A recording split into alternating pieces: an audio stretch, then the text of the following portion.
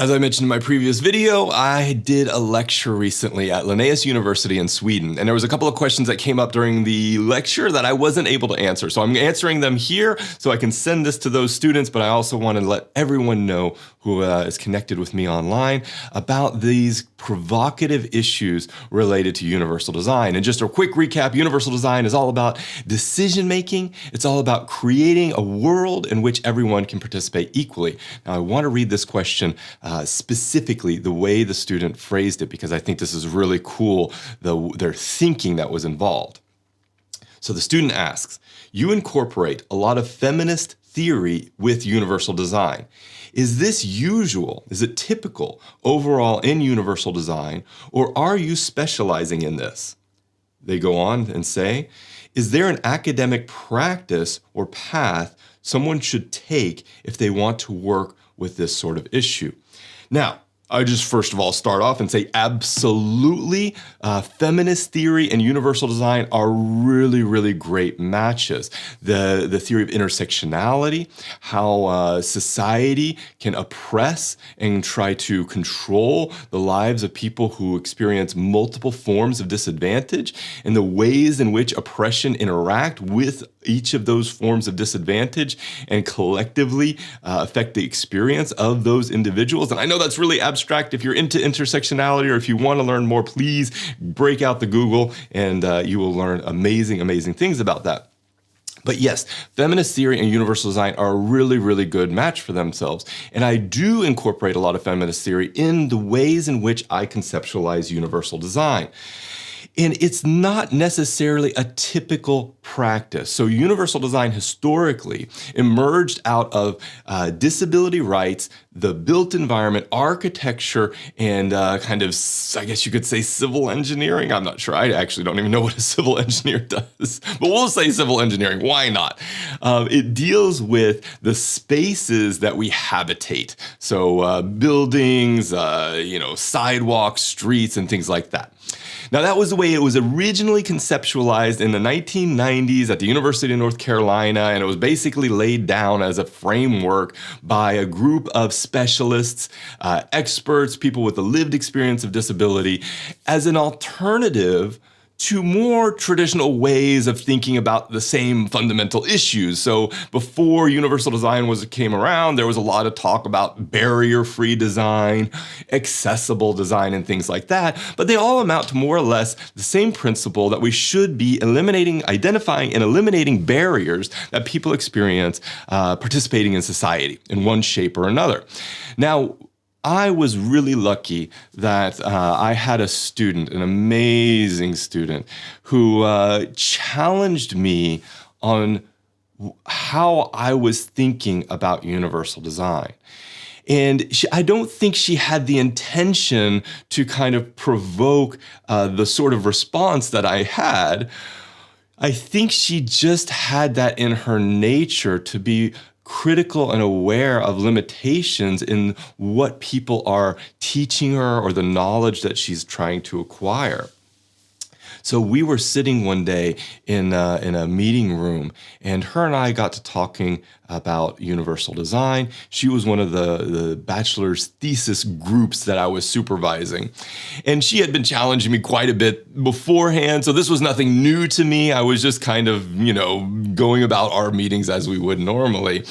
But she challenged me and she said, I don't like universal design. I think there's something wrong with it. I think it's flawed. And I kind of initially took it personally because this was a topic that I was dedicating my life to. So it was something I was really passionate about. And here's this young person telling me that what I'm doing is messed up in some way. And so I kind of took a beat and thought about how I would respond. And rather than respond and taking it personally and kind of resenting her or telling her, no, you don't understand because you're just this young person who doesn't know about universal design the way I know about it. Instead of taking that approach, and I'll be clear here, I've had people take that approach with me too. The generation before me telling me how universal design is when I'm sitting here trying to lay a foundation for universal design in the future. So it's kind of a mansplaining action here, but I didn't take that approach. I took a step back And I said, okay, explain what you mean. So I understand, I can empathize and try to get where you're coming from. And what she said basically was that universal design, as it was conceptualized in the 1990s and even leading up to when her and I started working together, basically focused in on disability. And while that as a fundament is really important, she argued that universal design does not, but should, include other forms of social disadvantage, for example, gender, racial identities, identities related to sexual orientation, all of these related experiences that someone might have, or that might affect someone's experience participating in society. So this was a really important juncture in my career, because I could have taken two different paths. I could have just ignored her and blown her off and said, hey, again, you don't know what you're talking about. You're just this, bachelor's degree student. What are you going to do to tell me what universal design is all about? But I took the other path, which was to hear her out and to kind of acknowledge that she's actually got a really good point. And so we started working together, and we wrote a paper, a really foundational paper that explored the ways in which universal design could be seen, approached, applied using intersectionality theory that basically looks at how overlapping forms of disadvantage affect a person. So let me just bring that academic speak into a kind of a more concrete example. If we take as an example a woman with a disability, her experience is going to be vastly different than a man with a disability and then a woman without a disability.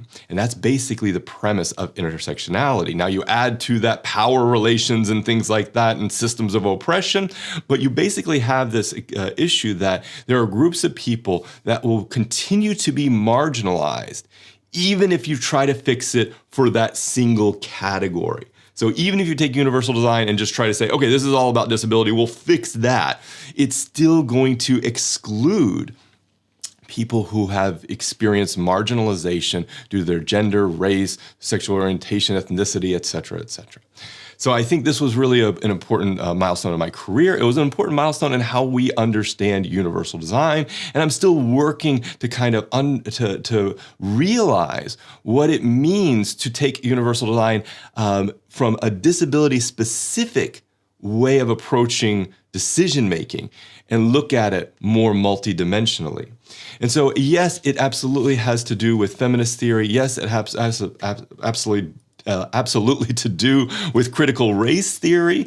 There are a lot of aspects of universal design that link up with human rights on a broader scale. Now, if you're someone who finds this a really interesting and provocative and engaging topic, I will encourage you to take a look at a website, universal.design. This website is basically an online learning course for universal design for people who are interested in universal design.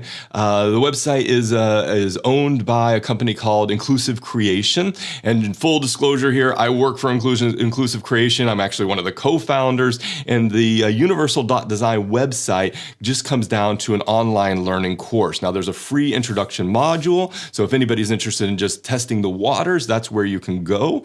But it's really a place where we've tried to set down a new approach to universal design so that we can understand it from beyond just a disability-specific provision. And I think that's the path that we have to go down in the future.